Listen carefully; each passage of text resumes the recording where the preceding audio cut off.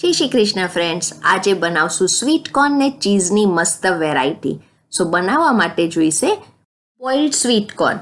Boil કરીને પાણી બરાબર કાઢવાનું. હવે આને આપણે કોર્સ ગ્રાઇન્ડ કરશું પલ્સ મોડ પર. અધકચરું રાખવાનું છે. સો અહીંયા અધકચરું કોર્સ ગ્રાઇન્ડેડ તૈયાર છે. હવે લઈશું પેલા બટાકા, એને કાં છુંદી કાઢો અથવા તો ગ્રેટ કરી કાઢો. એમાં આપણે જે ક્રશ કરીને કોર્ન રાખ્યા છે સ્વીટ કોર્ન એ એડ કરીએ. લઈશું બારીક કાપેલું કેપ્સિકમ, બારીક કાપેલી કોથમીર, મીઠું સ્વાદ પ્રમાણે અને આદુની પેસ્ટ ફક્ત 5 ચમચી અને થોડુંક જ લેવાનું છે લસણ, એને પણ આપણે છીણી કાઢવાનું છે. હવે લઈશું મરી, તાજા વાટેલા લીલા મરચાંની કટકીઓ અને રેડ ક્રશ પેપર. લઈશું બ્રેડ ક્રમ્સ ફક્ત 2 ટેબલ સ્પૂન, મિક્સ હર્બ્સ અને હવે બધું મિક્સ કરી લઈએ. તમને બ્રેડ ક્રમ્સ તાજા વાપરવા હોય તો બ્રેડની સ્લાઇસને પલ્સ મોડ પર અધકચરી વાટી કાઢવાની.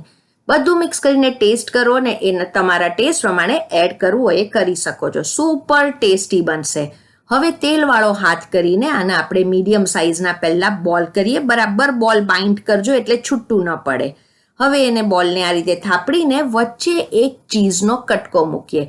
તમે અમૂલ ચીઝના પણ 4 કટકા કરી શકો છો અને આ રીતે પાછું કવર કરીને એને બોલ કરી કાઢવાનું. તમે જુઓ એકદમ ઇઝી છે, પણ રોલ બરાબર કરજો એટલે બોલ છૂટો ન પડી જાય. હવે આ રીતે બધા બોલ તૈયાર કરી કાઢવાના. હવે આપણને જોઈશે બ્રેડ ક્રમ્સ. તો બ્રેડ મેં કીધું એ પ્રમાણે સ્લાઇસના બ્રેડ ક્રમ્સ બનાવી શકો છો. બોલ્સને બ્રેડ ક્રમ્સથી આ રીતે કવર કરી કાઢવાના અને મેં કીધું એ પ્રમાણે બ્રેડ ક્રમ્સ તમે ઘરે બનાવી શકો છો. હવે બધા બોલ્સ બ્રેડ ક્રમ્સથી કવર તૈયાર છે. એટલું સુપર્બ લાગે છે આ ફ્રેન્ડ્સ, એકવાર તો જરૂર ટ્રાય કરજો. હવે લઈશું અપમ પેન. બધી અપમ પેનમાં થોડું થોડું આ રીતે તેલ લઈ લઈએ અને અપમ પેન ગરમ થાય પછી જ એમાં આ બોલ્સ મૂકજો. સો ગરમ પેન પહેલાં કરવી જરૂરી છે. હવે હું હમણાં થોડાક જ કરું છું. હવે એકવાર ગરમ થઈ જાય એટલે થોડી વારે આપણે સાઈડ આ રીતે ચેન્જ કરતા જવાનું.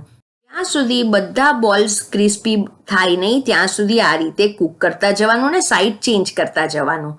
અહીંયા બધા ક્રિસ્પી થઈ ગયા છે, તમે જોઈ શકો છો. તરત ખાવાનું મન થઈ જશે ફ્રેન્ડ્સ, એટલા સુપર્બ અને તળેલા કરતાં મચ બેટર. અને તમે સવારે કુકર ચડતું હોય ત્યારે 3-4 બટાકા બાફવા મૂકી દો તો સાંજે કામ ઇઝી થઈ જાય. મસ્ટ ટ્રાય રેસીપી છે. હું એન્જોય કરી રહી છું ચીઝ સોસ સાથે. તમે ચટણી કે કેચઅપ સાથે પણ ખાઈ શકો છો. ચીઝ સોસની રેસીપી જોઈતી હોય તો કમેન્ટ સેક્શનમાં કહેજો. Thank you for watching.